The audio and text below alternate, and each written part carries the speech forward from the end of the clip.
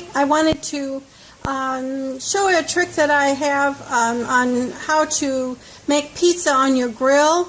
I know a lot of people just throw it on their grill, but if you don't have a pizza stone, what you can use, this is a 12-inch Dutch oven top that I put the pizza on, and underneath it I've got 2 fire bricks.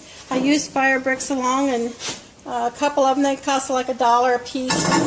You can get them like over at Tractor Supply. But I put my pizza right on here, and it gets really crispy and really warm, and I'm going to show you all how to work, so stay tuned. Now I've got my gluten-free pizza in the dough, and it calls for it to put it on there and crisp it up first and flip it over and then put your toppings on it. So that's what we're doing.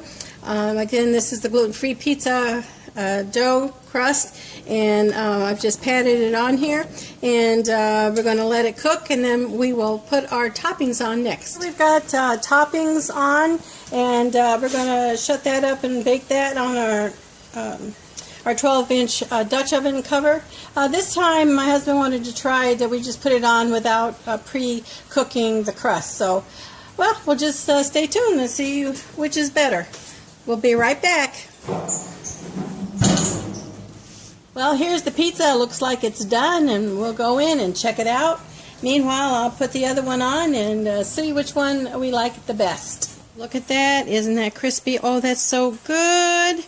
I'm telling you, putting it on the grill, if you don't have a pizza stone, use the top of your 12-inch or 14-inch and use that, and boy, you got crispy, and really, really quite fast pizza. Enjoy, family.